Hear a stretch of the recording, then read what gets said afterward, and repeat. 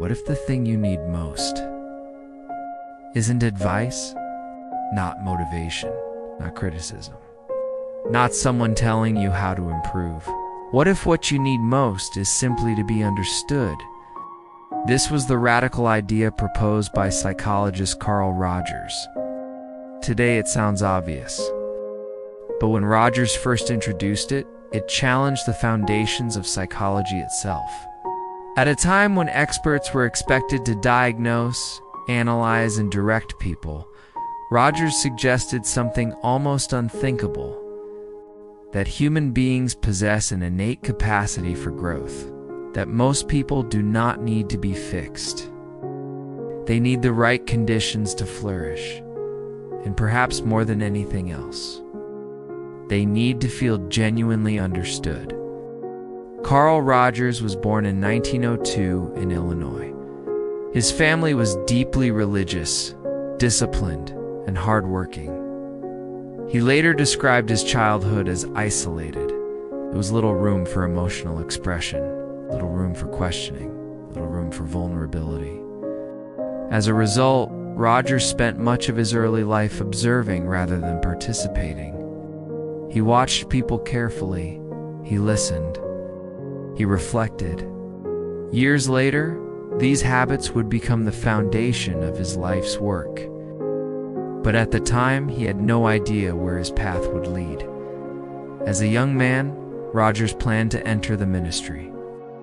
He believed his future lay in religion. Yet during his studies, something unexpected happened. He encountered people whose beliefs differed dramatically from his own. Instead of finding certainty, he found questions. And slowly, he began to realize that growth often starts when certainty ends. Many of us experience a similar moment. A moment when the worldview we inherited no longer feels sufficient. A moment when we begin asking, what do I actually believe? Who am I apart from the expectations of others? For Rogers, these questions would lead him away from theology and toward psychology. When Rogers began working with clients, psychotherapy looked very different from today. The therapist was the expert. The patient was the problem. The goal was often to interpret, diagnose, and correct. But Rogers noticed something strange. The greatest breakthroughs rarely happened when he gave advice. Instead, they happened when people felt deeply heard. Again and again, he observed the same pattern. When people felt safe enough to speak honestly, they often discovered their own answers. Not because someone told them what to think, but because they finally had the freedom to explore what they truly felt. This observation would become the foundation of what Rogers called person-centered therapy, and it changed psychology forever. Rogers believed that one of the deepest human needs is not approval. It is understanding. Think about it. How often do conversations become competitions? How often do people listen only long enough to formulate a response? How often do we offer advice before we truly understand the person in front of us? Rogers noticed that genuine listening is surprisingly rare. Most people are waiting to speak. Very few are trying to understand. And yet understanding has extraordinary power, because when someone feels understood, something inside them relaxes. The need to defend and perform disappears. For a moment, they can simply be themselves. One of Rogers' most profound insights was that many people live according to conditions of worth. In other words, they learn that certain parts of themselves are acceptable and other parts are not. Perhaps they were praised only when successful, loved only when agreeable, accepted only when useful. So they learned to hide parts of themselves.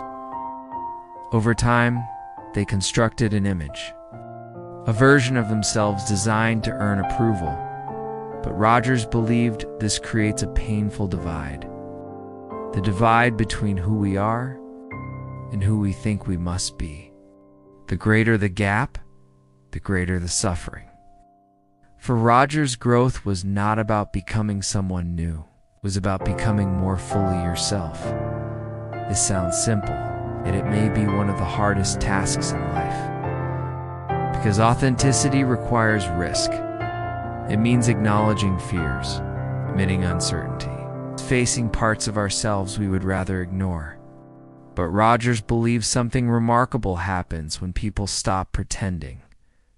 They become more open, more flexible, more alive, and perhaps paradoxically, the moment we stop trying to become what everyone else wants us to be is often the moment real growth begins.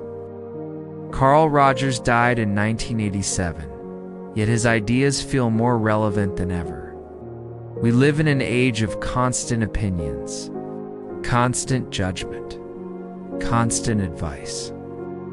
Everyone is telling us who we should be, what we should believe, how we should live.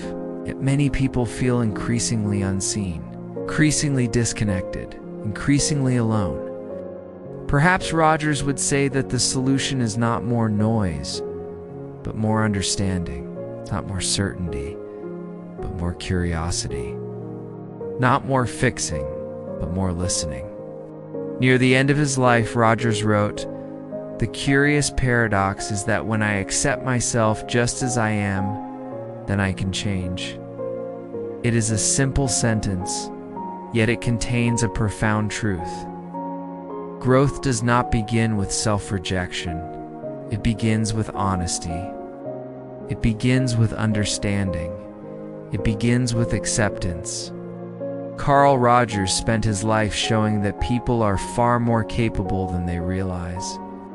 That beneath our fears and defenses lies an extraordinary capacity for growth, and that sometimes the most powerful gift we can offer another human being is not advice, not solutions, not judgment, but the feeling that perhaps for the first time, they have truly been understood.